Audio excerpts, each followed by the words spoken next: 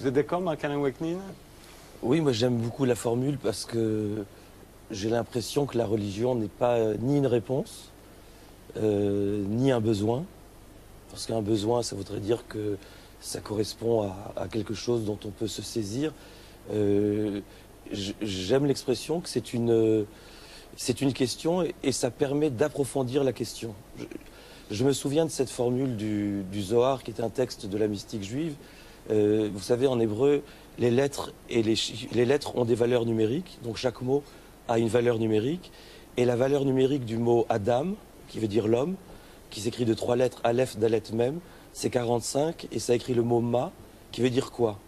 Et on en déduit que l'homme est un quoi. L'homme est une question. Et la valeur numérique du nom de Dieu, c'est aussi 45, c'est aussi quoi.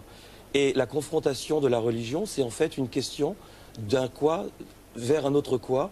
Et je crois que la religion est intelligence si elle est justement cet approfondissement permanent du questionnement de l'homme, comme vient de le dire Tariq Ramadan, sur qu'est-ce qu'il fait. J'ai même créé un terme qui s'appelle la quabilité, c'est-à-dire une sorte de concept d'approfondissement de cette question. Mais là où je voudrais d'emblée dire quelque chose de différent, enfin pas de différent, mais vous avez présenté cette émission en disant il y a les croyants d'un côté et les incroyants de l'autre, et vous m'avez mis par exemple du côté des croyants. Et je dis toujours que je suis un rabbin athée, Dieu merci.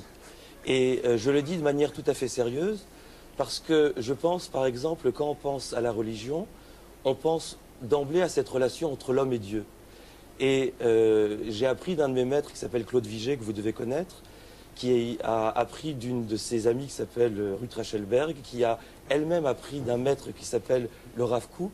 Une chose tout à fait extraordinaire, c'est que le nom de Dieu en hébreu, ça se dit El. Et ça vient de la racine Oulai, qui veut dire peut-être. Ça veut dire que Dieu, dans la tradition la plus mystique, la plus étymologique et mystique à la fois, ce n'est qu'une hypothèse. Ça veut dire que Dieu, peut-être il existe, peut-être il n'existe pas. Ce n'est pas le problème de la croyance qui est essentiel, c'est le problème de la question. Parce qu'à partir du moment où on poserait Dieu existe, d'abord on pourrait pas, si on pouvait le démontrer que Dieu existe, on l'aurait fait depuis longtemps. De la même façon, si on pouvait démontrer que Dieu n'existe pas, on l'aurait fait depuis longtemps. Et en fait, il faut affirmer un peut-être, une ontologie du peut-être. On est habitué en Occident à poser l'être ou le non-être. Et là, je crois que la tradition religieuse pose la question du peut-être. Et c'est dans ce peut-être-là qu'il y a toute la vivacité, tout le questionnement, tout l'enjeu. C'est le besoin simplement de vie et de vivre, et pas le besoin d'un objet dont on pourrait se saisir. Parce que si on se saisissait d'un objet, Dieu serait un objet dont on pourrait avoir une utilité définitive. Et puis une fois qu'on l'a utilisé, voilà. Donc c'est plus, je pense, il faut peut-être utiliser un terme qui n'est pas le terme de religion, mais le terme de sainteté, par rapport au terme de sacré, mais je vais trop vite. On y reviendra. On y reviendra.